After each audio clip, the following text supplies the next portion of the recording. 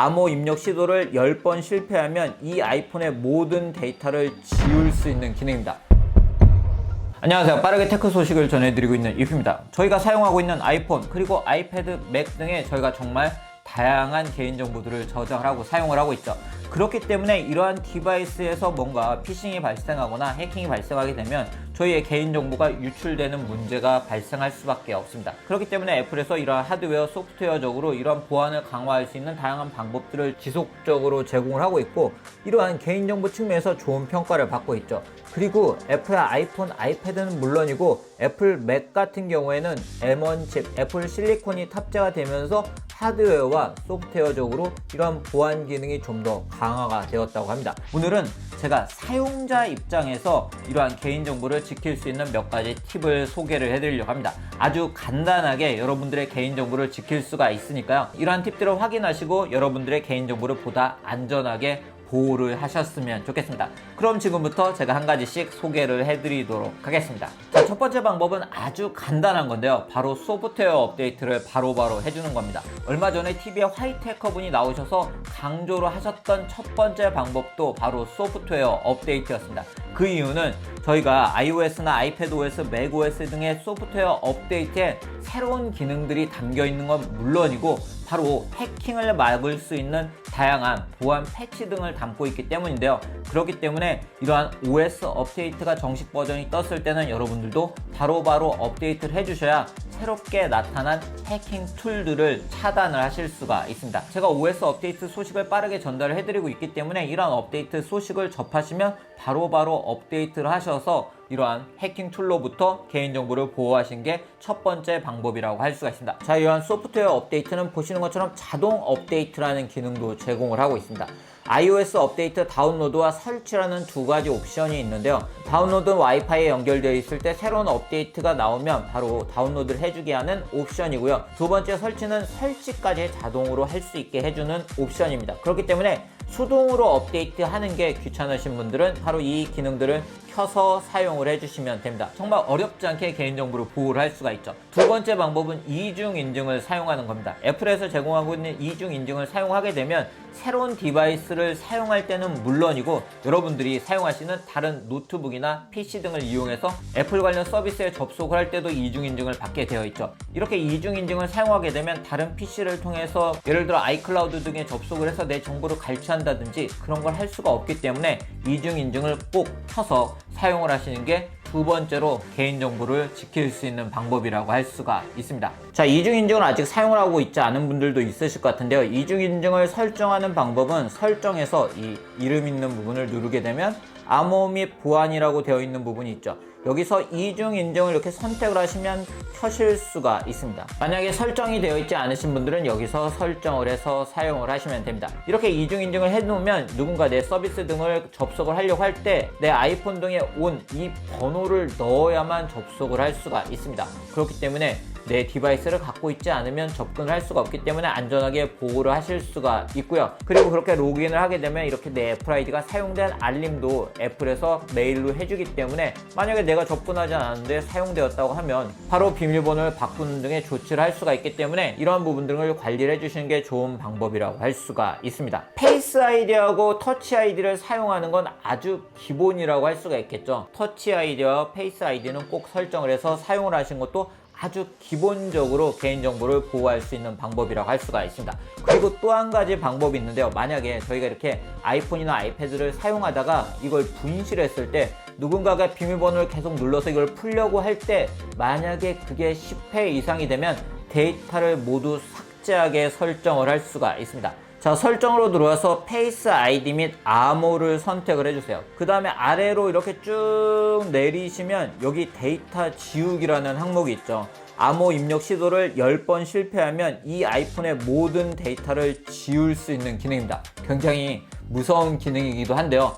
개인정보를 보다 안전하게 지키고 싶으신 분들, 사실 암호를 10번 이상 실패하기는 정말 쉽지 않죠. 그렇기 때문에 이 기능을 이렇게 활성화를 해주시면 보다 안전하게 데이터를 지키실 수가 있습니다. 만약에 집에 어린아이들이 있는 분들은 아무래도 아이들이 이런 실수를 할 수도 있기 때문에 그런 경우를 제외하고 중요한 개인정보 등을 담고 계신 분들이라면 이 기능도 사용을 해보시는 게 좋은 방법이라고 할 수가 있겠네요. 그리고 아이폰이나 아이패드 등을 사용하실 때 처음에 아주 기본적으로 나의 찾기가 설정이 되죠. 이렇게 나의 찾기가 켬으로 설정이 되게 되어 있는데요. 나의 찾기 이렇게 설정을 해두시면 혹시 기기를 분실하신 경우에 위치를 찾으실 수가 있고요. 아이클라우드에 접근을 해서 분실로 설정을 해서 이게 사용되지 못하도록 막으실 수가 있습니다. 그렇기 때문에 나의 찾기는 꼭 설정을 해서 사용을 하시는 게 개인정보를 보호할 수 있는 아주 좋은 방법이라고 할 수가 있습니다. 그리고 아이폰이나 아이패드, 맥 등을 사용하면서 다양한 앱들을 사용하게 되는데요.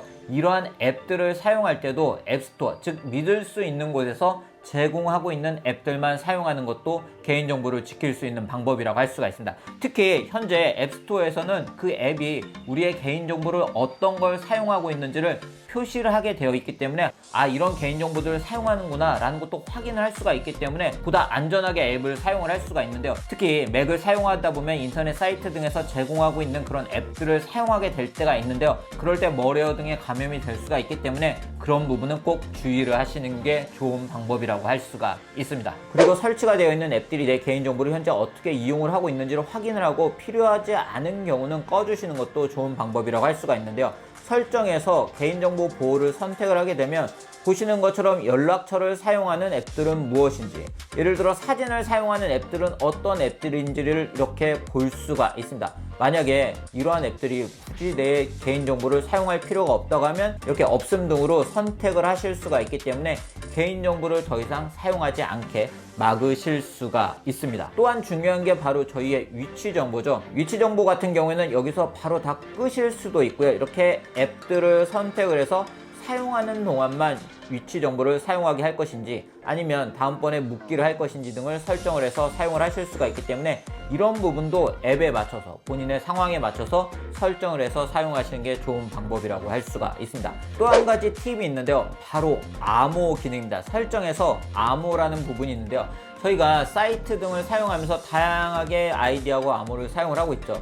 그런데 이 암호가 혹시 어디 유출이 되지는 않았나 이런 걱정이 들기는 하지만 이걸 확인할 수 있는 방법은 없는데요. 애플 아이폰이나 아이패드 등에선 이걸 확인을 할 수가 있습니다. 이 암호 기능을 누르게 되면 이 보안상 권장사항이라는 기능을 확인을 할 수가 있습니다. 이 권장사항을 누르게 되면 암호가 혹시 유출되었을 때 이걸 변경해야 되는지 또는 중복된 암호를 다양한 사이트 등에서 사용하고 있을 때 알림을 해주기 때문에 이 권장사항을 보시고 혹시 암호가 유출되었거나 하면 암호를 변경해 주시는 게 개인정보를 지킬 수 있는 방법이라고 할 수가 있겠죠.